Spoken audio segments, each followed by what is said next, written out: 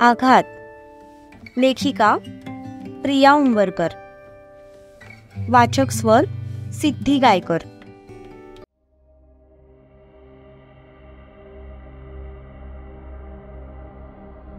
सूर्या, तू काळजी नको करू. माझी खात्री आहे की भाई आपल्याला नक्कीच शोधून काढेल. त्या रम्याच्या वेळेला पण मी काही दिवस अंडरग्राऊंड होतो. तू सुद्धा अमेरिकेत होतास. तरी पण भाईने त्याला शोधून काढलंच. तसाच तो आपल्याला पण शोधून काढेल, खात्री आहे मला. आय होप सो यार शिवादा. अशीच बडबड करून याचं मन डायव्हर्ट करावं लागेल, नाहीतर टेन्शननेच अर्धमेला व्हायचा हा. शिवा मनातच बडबडत होता.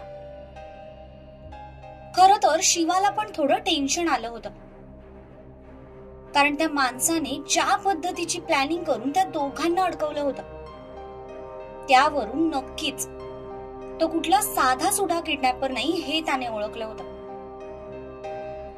पण त्याला हे सूर्याला जाणवू द्यायचं नव्हतं, कारण तो खूप भित्राय हे शिवाला चांगलंच माहित होतं. म्हणूनच तो अशी फालतूची बडबड करून त्याचं मन दुसरीकडे वळवण्याचा प्रयत्न करत होता.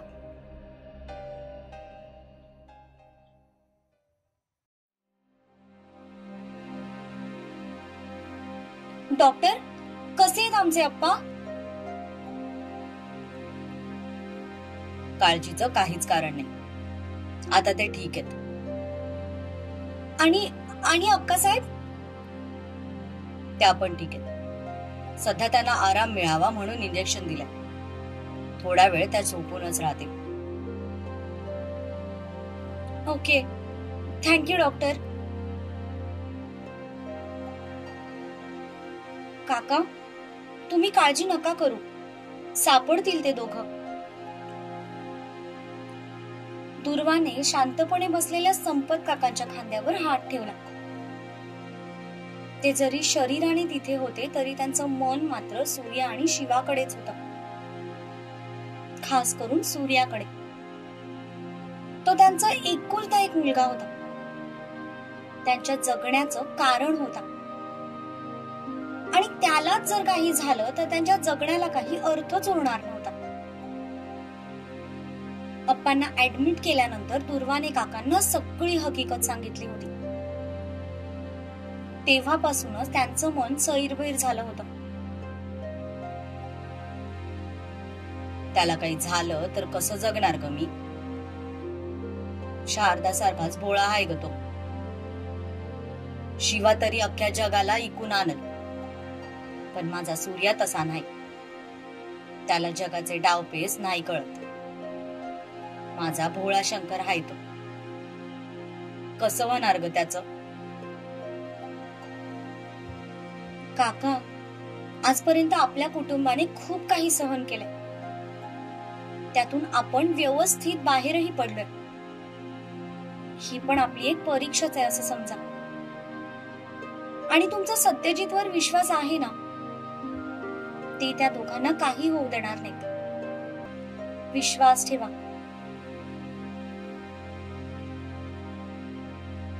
वहिनी, तारा वहिनी आणि अजय सर कोल्हापूरमध्ये पोहोचलेत. मी आपल्या माणसांना पाठवले त्यांना आणायला. मन्या भाऊ, मला तुमचा मोबाईल देता का?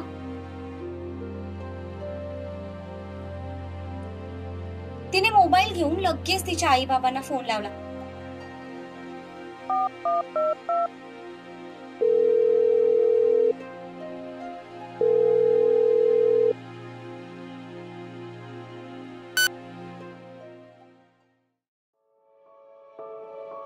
हॅलो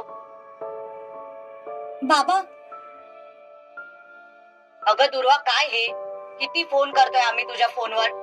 तुझा फोन का लागत नाहीये? आणि हे काय ऐकतोय आम्ही? हे लोक म्हणतायत की तुमचं शेत जळालंय म्हणून. तुम्ही सगळे ठीक आहात ना? शेत जळाल्याची बातमी हा करत सगळीकडे पसरली होती. बाबा, आम्ही सगळे ठीक आहोत, पण अप्पा ठीक नाहीयेत. म्हणून त्यांना हॉस्पिटलमध्ये ऍडमिट केलं. अहो, काय झालं? ठीक आहे ना ती? बाबा, फोन स्पीकरवर टाका, म्हणजे आई सोबत पण बोलता येईल. तसं दिवाकररावांनी फोन स्पीकरवर टाकला. त्यांच्या जवळच रत्ना आणि राधा उभ्या होत्या.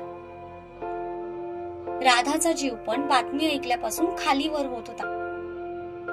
तिने सूर्याला भरपूर फोन लावले, पण त्याचा फोन बंद लागत होता. त्यामुळे तर तिची अस्वस्थता अजूनच वाढली होती. आई, आम्ही सगळे ठीक आहोत, तू नको काळजी करूस. ताई, तुम्ही सगळे ठीक आहात ना ग? तिचा रोग खास सूर्यासाठी होता हे दुर्वाला जाणवलं. तसं तिच्या डोळ्यात टचकन पाणी आलं. काय सांगणार होती ती राधाला? की आजच तुमचं लग्न ठरलंय आणि आजच तुझा होणारा नवरा किडनॅप झालाय. हो, आम्ही सगळे ठीक आहोत. मी, काका, अक्का आणि अप्पा हॉस्पिटलमध्ये आहोत. ते 3 जण शेताची आग आटोक्यात आणण्यासाठी प्रयत्न करतायत. बरं बाबा, मी यासाठी तुम्हाला फोन केलाय की तुम्ही प्लीज जेवणाचा डबा घेऊन हॉस्पिटलमध्ये येऊ शकता का? ऍक्च्युली घरी शेत पेटल्यामुळे पूर्ण वाडा काळा पडलाय. त्यामुळे साफ होईपर्यंत तिथे काही बनवता येणार नाही. हो, मी पाठवते डबा करून, तू नको काळजी करूस. ताई, हवं तर मी येऊ का ग तिथे तुझ्याजवळ थांबायला? तू कसं सगळं एकटी मॅनेज करशील? अगं, मी एकटी कुठे आहे राधा? बाकी सगळे आहेत माझ्यासोबत. तू नको काळजी करू. बरं दुर्वा, आम्ही येतो लवकरात लवकर हॉस्पिटलमध्ये. तुम्ही कोणत्या हॉस्पिटलमध्ये आहात ते फक्त सांग. तसं दुर्वाने त्यांना हॉस्पिटलचं नाव सांगितलं. बर, येतो आम्ही, असं म्हणत त्यांनी फोन ठेवून दिला.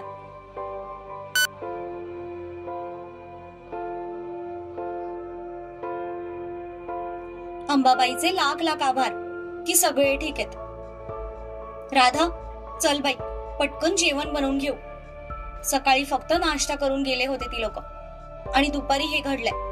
कोणी जेवलं सुद्धा नसेल. भूक लागली असेल ग सगळ्यांना. रत्ना किचन मध्ये जात लगेच वरचा कुकर काढत म्हणाल्या. राधाने पण गळ्यातली ओढणी साईडला लावली आणि आईच्या मदतीला सज्ज झाली. तिला कधी आपण हॉस्पिटलमध्ये जातोय असं झालं होतं. निदान तिथे गेल्यावर तरी सूर्याला बघायला मिळेल अशी एक आशा तिला वाटत होती. पण पुढे सगळ्यांच्या नशिबात काय लिहून ठेवलंय हे तर त्या देवी आईलाच ठाऊक होतं.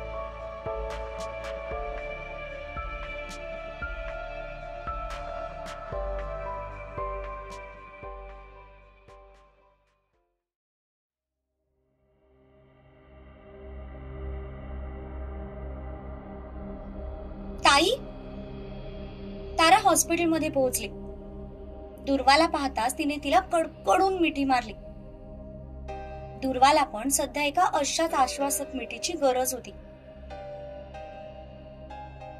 ताई, हे सगळं कसं घडलंय? सांगते, पण इथे नाही. काका, तुम्ही थोडा वेळ इथे थांबाल का? आम्ही जरा आलोच. ते चौघही हॉस्पिटलच्या एका कोपऱ्यात आले, जिथे आजूबाजूला कोणीही नव्हतं.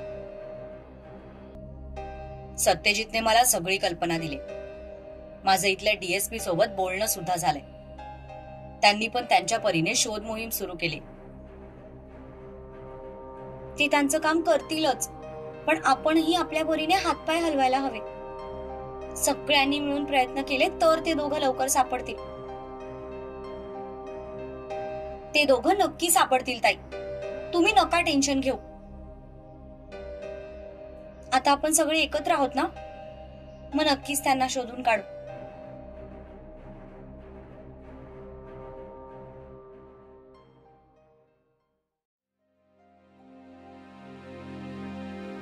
संध्याकाळचे 6 वाजत आले होते. इकडे शिवा सूर्याच्या पोटात आता कावळे ओरडू लागले होते.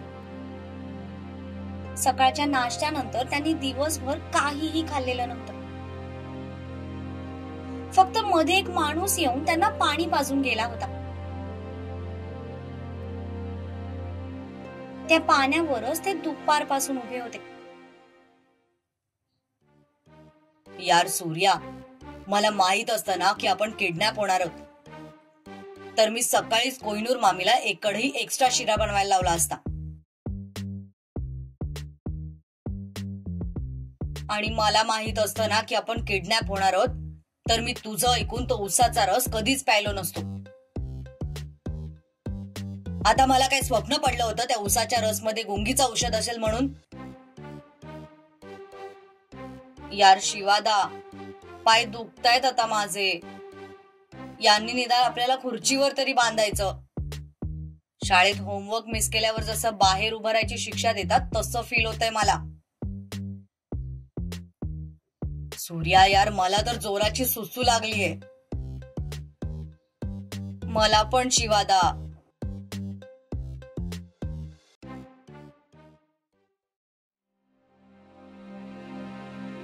इकडे दिवाकर राव रत्ना आणि राधाला घेऊन हॉस्पिटलमध्ये पोहोचले.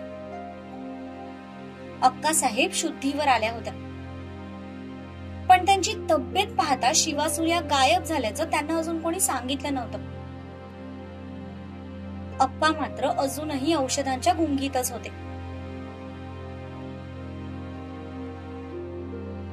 कसं वाटतंय आता? दिवाकररावांनी अक्कासाहेबांना विचारलं. मी बरी हाय, पण मला गंगाची काळजी वाटते. तसं डॉक्टर म्हणाले आहेत की काही घाबरण्यासारखं कारण नाही, पण तरी बी आईचा जीव त्यो. पोरग डोळे उघडेपर्यंत जीवाचा घोर काही कमी व्हायचा नाही. येतील ते पण शुद्धीवर, तुम्ही नका काळजी करू. रत्नानी त्यांना धीर दिला. राधा मात्र भिरभिरत्या नजरेने सूर्या कुठे दिसतोय का ते बघत होती. तिची ती नजर बघून दुर्वाचा जीव मात्र तिळतिळ तुटत होता. इकडे तारा अजय सोबत पुढची प्लॅनिंग करत होती. हा डबा आणलाय, थोडं खाऊन घ्या. रत्नाने सोबत आणलेला डबा बाजूच्या टेबलवर ठेवला. सत्यजित, शिवराज आणि सूर्यजित कुठे दिसत नाहीत? अजून आले नाहीत का ते? बाबा, मी सांगितलं होतं ना तुम्हाला की ते घरीच आहेत. आता एवढं सगळं जळालंय म्हटल्यावर तिकडे बघावं लागेल ना. बर बर, मी नंतर फोन करतो त्यांना. तसा राधाचा चेहराच पडला. मग थोडा वेळ थांबून ते तिथून निघून गेले. राधाचा तर पाय सुद्धा निघत नव्हता, पण सध्या इथे थांबण्या इतका तिच्याकडे अधिकारही नव्हता. त्यामुळे तिला नाईलाजाने जावं लागलं. ते लोक गेल्यावर दुर्वाने अक्कासाहेबांना जेवू घातलं आणि सोबतच काकांना सुद्धा जेवू घातलं. खरं तर संपत काकांची इच्छाच नव्हती, पण अक्कासाहेबांना काही माहित नसल्यामुळे त्यांच्या समोर कसे बसे त्यांनी 2-3 घास खाल्ले.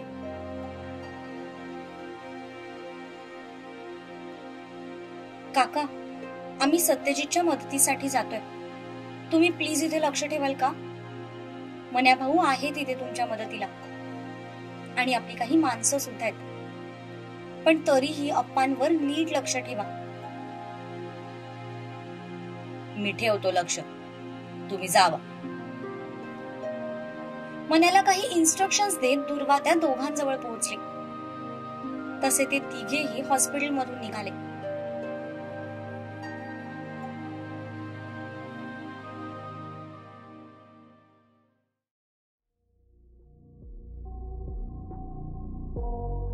आता अंधार पडायची चिन्ह दिसू लागली होती. सूर्य अस्ताला जायची सुरुवात झाली, पण अजूनही त्या दोघांचा काहीही पत्ता नव्हता. शोध मोहीम जोरात सुरू होती. जसा जसा अंधार पडत चालला होता तसे तसे सत्यजितचे पेशन्स संपत चालले होते. अजयने पाठवलेली पोलिसांची एक टीम पण त्यांना शोधत होती. श्वान पथक सुद्धा कामाला लावले होते. पण तरीही अजूनही त्यांच्या हाताला काही सापडलं नव्हतं.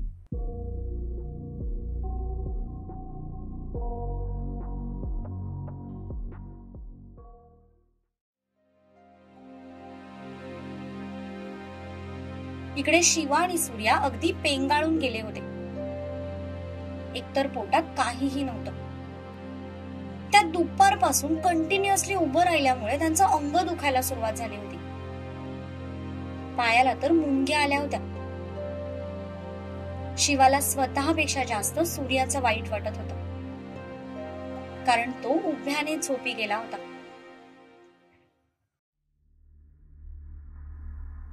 शिवा बाहेर पडायला काही चान्स मिळतोय का अशा नजरेने पूर्ण रूमचं ऑब्झर्वेशन करत होता.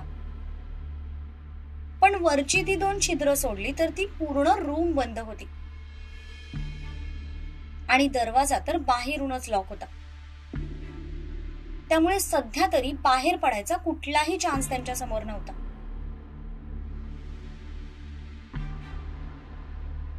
त्याचं ऑब्झर्वेशन सुरू होतं. तितक्यात त्याला दरवाजा उघडल्याचा आवाज आला. दरवाजाच्या आवाजाने सूर्याला सुद्धा जाग आली. दोघांचं लक्ष दरवाजाकडे गेलं. सगळ्यात आधी तर त्या व्यक्तीच्या पायांकडे गेलं. 2 रांगडे पाय त्या दरवाजातून आत चालत येत होते. दोघेही तसेच त्याला खालून वर निहाळू लागले. पायात चामड्याची मोजडी, एका पायात कडं, एखाद्या भरधार वटवृक्षासारखे त्याचे ते भारदस्त पाय, भरधार छाती, त्यावर तो काळा कुर्ता. एका हातात कसले तरी गंडे दोरे बांधले होते आणि दुसऱ्या हातात कडं होतं. कुर्त्यातून बाहेर डोकं उपाणारा तो ताईत.